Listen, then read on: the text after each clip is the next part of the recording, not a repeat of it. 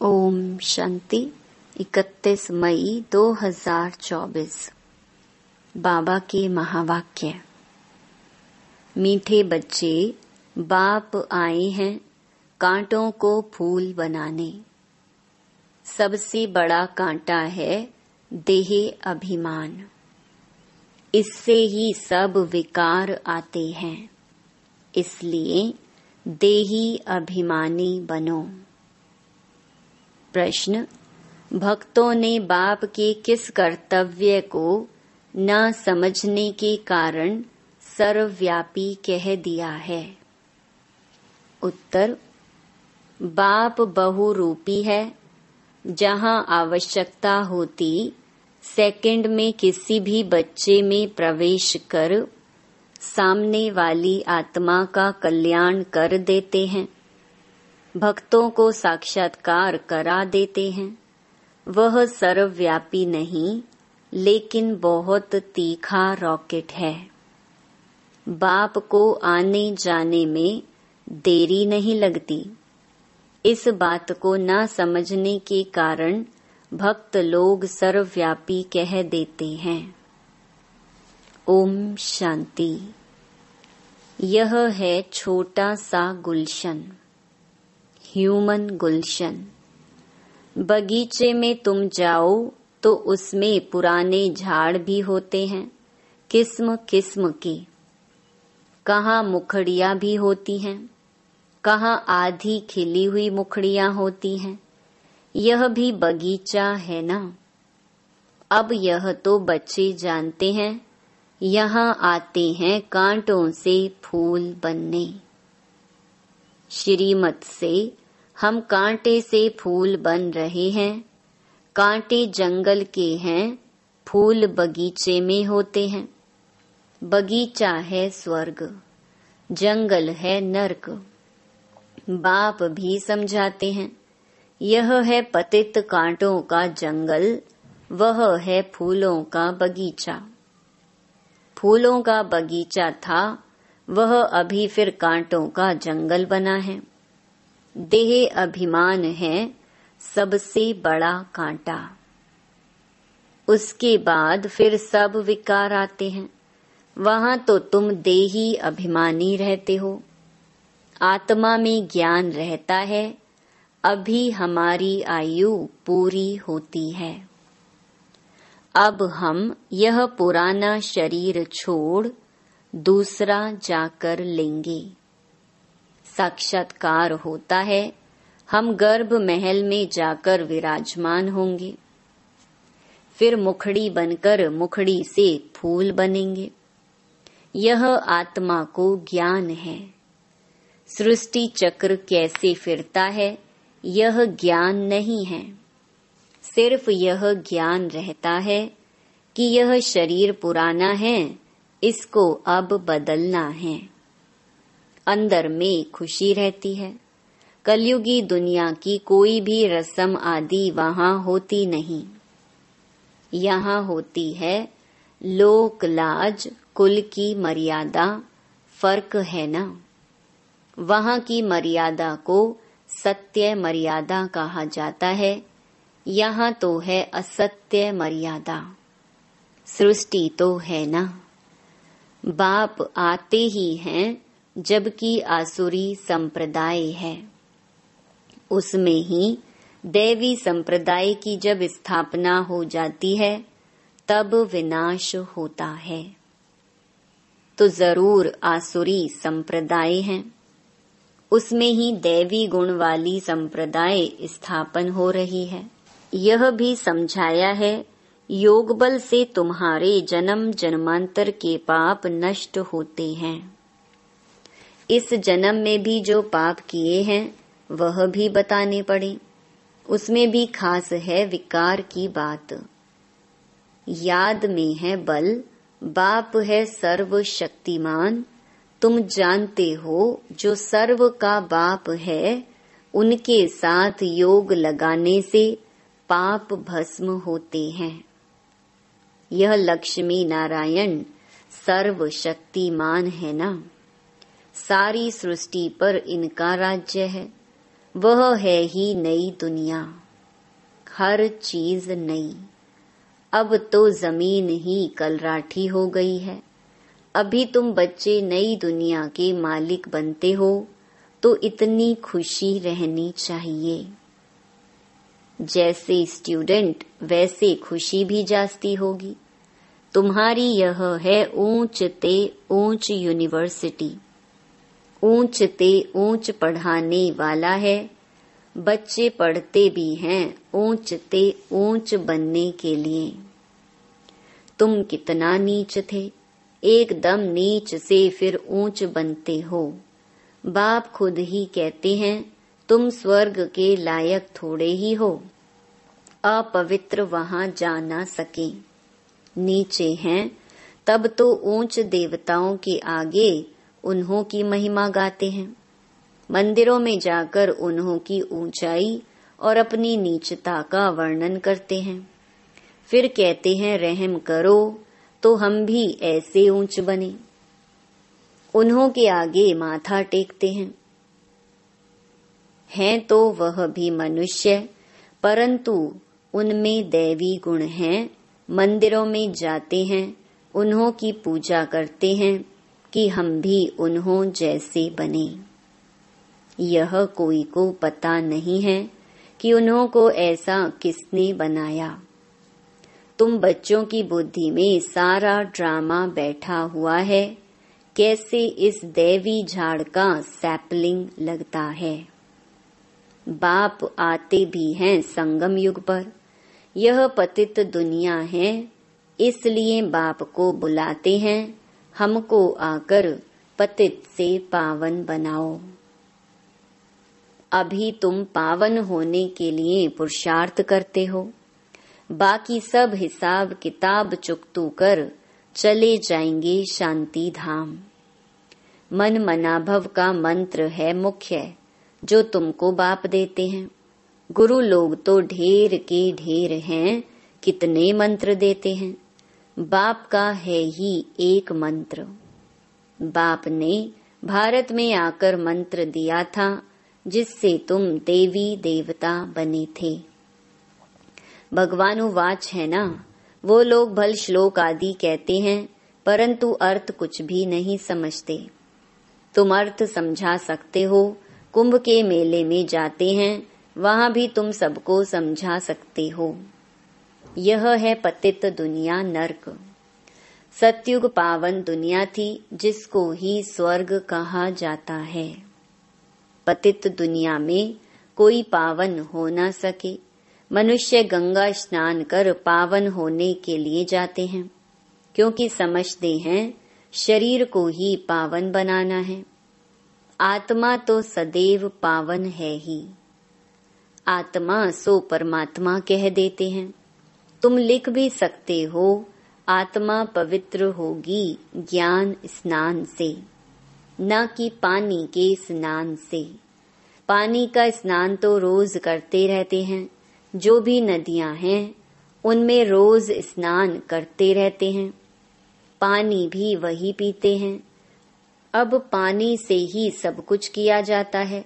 बातें कितनी सहज हैं, परंतु किसकी भी बुद्धि में आती नहीं है। ज्ञान से ही सद्गति होती है सेकंड में। फिर कहते हैं ज्ञान इतना अथाह है, जो सारा समुद्र शाही बनाओ, जंगल को कलम बनाओ, धरती को कागज बनाओ, तो भी अंत नहीं हो सकता। बाप भिन्न भिन्न पॉइंट्स तो रोज समझाते रहते हैं। बाप कहते हैं आज तुमको बहुत गुह्य बातें सुनाता हूँ। बच्चे कहते हैं पहले क्यों नहीं सुनाया। अरे पहले कैसे सुनाएंगे, कहानी शुरू से लेकर नंबर वार सुनाएंगे ना। पिछाड़ी का पार्ट पहले कैसे सुना सकेंगे। यह भी बाप सुनाते रहते हैं। यह सृष्टि चक्र के आदि मध्य अंत का राज तुम जानते हो। तुमसे कोई भी पूछे तो तुम झट रिस्पॉन्स कर सकते हो। तुम्हारे में भी नंबरवार हैं, जिनकी बुद्धि में बैठा हुआ है। तुम्हारे पास आते हैं, पूरा रिस्पॉन्स नहीं मिलता है तो बाहर जाकर कहते हैं यहाँ तो पूरी समझानी नहीं मिलती है। फालतू चित्र रखे हैं, इसलिए उन्हें समझाने वाले बड़े अच्छे चाहिए, नहीं तो वह भी पूरा समझते नहीं हैं। समझाने वाले भी पूरा नहीं तो जैसे को तैसा मिला। बाप कहते हैं कहाँ कहाँ हम देखते हैं आदमी बड़ा समझदार है, बच्चे इतने शुरूढ़ होशियार नहीं हैं, तो फिर हम ही उनमें प्रवेश कर मदद कर लेते हैं, क्योंकि बाप तो है बहुत छोटा रॉकेट, आने जाने में देरी नहीं लगती है। उन्होंने फिर बहुरूपी व सर्वव्यापी की बात उठा ली है। यह तो बाप तुम बच्चों को बैठ समझाते हैं। कोई कोई आदमी अच्छे होते हैं तो उनको समझाने वाले भी ऐसे चाहिए। आजकल तो कोई छोटेपन से भी शास्त्र कंठ कर लेते हैं, क्योंकि आत्मा संस्कार ले आती है। कहाँ भी जन्म ले फिर वहाँ वेद शास्त्र आदि पढ़ने लग पड़ेंगे। अंतमति सुगति होती है ना, आत्मा संस्कार ले जाती है ना। अभी तुम बच्चे समझते हो, आखिर वह दिन आया आज, जो स्वर्ग के द्वार सच सच खुलते हैं। नई दुनिया की स्थापना, पुरानी दुनिया का विनाश होना है। मनुष्यों को तो यह भी पता नहीं कि स्वर्ग नई दुनिया में होता है। तुम बच्चे ही जानते हो। हम सच्ची सच्ची सत्यनारायण की कथा व अमरनाथ की कथा सुन रहे हैं। है एक ही कथा, सुनाई भी एक ने है, फिर उसके शास्त्र बनाए हैं। दृष्टांत सब तुम्हारे हैं, जो फिर भक्ति मार्ग में उठा लिए हैं। तो संगम पर बाप ही आकर सब बातें समझाते हैं। यह बड़ा भारी बेहद का खेल है। इसमें पहले है सतयुग, त्रेता, राम राज्य, फिर होता है रावण राज्य। यह ड्रामा बना हुआ है। इनको अनादि अविनाशी कहा जाता है। हम सब आत्माएं हैं। यह ज्ञान कोई को है नहीं जो तुमको बाप ने दिया है। जो भी आत्माएं हैं उन्हों का पार्ट ड्रामा में नूंधा हुआ है। जिस समय जिसका जो पार्ट होगा उसी समय आएंगे, वृद्धि को पाते रहेंगे। बच्चों के लिए मुख्य बात है पतित से पावन बनना। बुलाते भी हैं हे पतित पावन आओ, बच्चे ही बुलाते हैं। बाप भी कहते हैं हमारे बच्चे काम चिता पर बैठ भस्म हो गए हैं। यह हैं यथार्थ बातें। आत्मा जो अकाल है उनका यह तख्त है, लोन लिया हुआ है। ब्रह्मा के लिए भी तुमसे पूछते हैं यह कौन है? बोलो देखो लिखा हुआ है भगवानुवाच, मैं साधारण तन में आता हूँ। वह सजा हुआ श्री कृष्ण ही 84 जन्म ले साधारण बनता है। साधारण ही फिर वह कृष्ण बनता है। नीचे तपस्या कर रहे हैं, जानते हैं हम यह बनने वाले हैं। त्रिमूर्ति तो बहुतों ने देखा है, परंतु उनका अर्थ भी चाहिए ना। स्थापना जो करते हैं फिर पालना भी वही करेंगे। स्थापना के समय का नाम रूप देश काल अलग, पालना का नाम रूप देश काल अलग है। यह बातें समझाने में तो बड़ी सहज हैं। यह नीचे तपस्या कर रहे हैं, फिर यह बनने वाले हैं। यही 84 जन्म ले यह बनते हैं। कितना सहज ज्ञान है सेकंड का। बुद्धि में यह ज्ञान है हम यह देवता बनते हैं। 84 जन्म भी इन देवताओं को ही लेने हैं, और कोई लेते हैं क्या? नहीं। 84 का राज भी बच्चों को समझा दिया है। देवताएं ही हैं जो पहले पहले आते हैं। खिलौना होता है ना मछलियों का, मछली ऐसे नीचे आती है फिर ऊपर चढ़ती है, वह भी जैसे सीढ़ी है। भ्रमरी, कछुए आदि के भी जो मिसाल दिए जाते हैं वह सब इस समय की हैं। भ्रमरी में भी देखो कितना अक्ल है। मनुष्य अपने को बहुत अक्लमंद समझते हैं, परंतु बाप कहते हैं भ्रमरी जितना भी अक्ल नहीं है। सर्प पुरानी खाल छोड़कर नई ले लेते हैं। बच्चों को कितना समझदार बनाया जाता है, समझदार और लायक।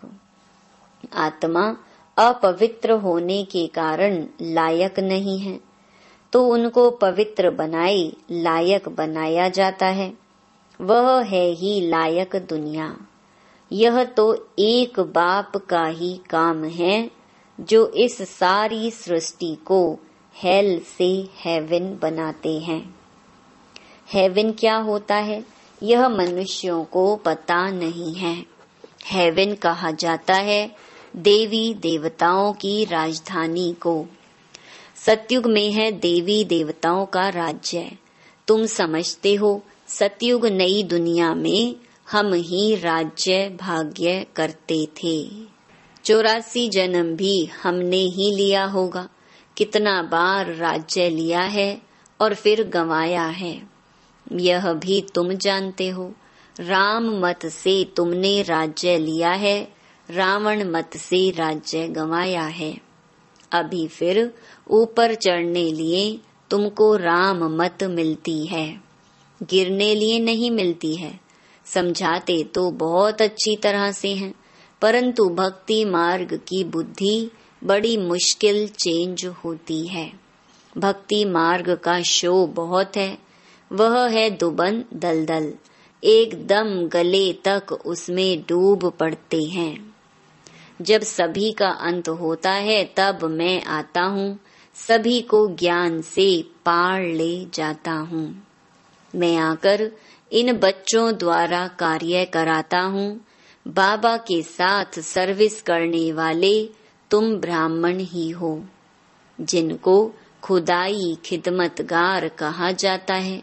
यह सबसे अच्छे ते अच्छी खिदमत है। बच्चों को श्रीमत मिलती है, ऐसे ऐसे करो, फिर उनसे छांट कर निकलेंगे। यह भी नई बात नहीं है। कल्प पहले भी जितने देवी देवता निकले थे वही निकलेंगे। ड्रामा में नोंद है, तुमको सिर्फ पैगाम पहुंचाना है बहुत सहज। तुम जानते हो भगवान आते ही हैं कल्प के संगम पर, जबकि भक्ति फुल फोर्स में है। बाप आकर सबको ले जाते हैं। तुम पर अभी बृहस्पति की दशा है, सब स्वर्ग में जाते हैं, फिर पढ़ाई में नंबर वार होते हैं। कोई पर मंगल की दशा, कोई पर राहु की दशा बैठती है। अच्छा, मीठे मीठे सिकीलधे बच्चों प्रति मात पिता बाप दादा का याद प्यार और गुड मॉर्निंग। रूहानी बाप की रूहानी बच्चों को नमस्ते।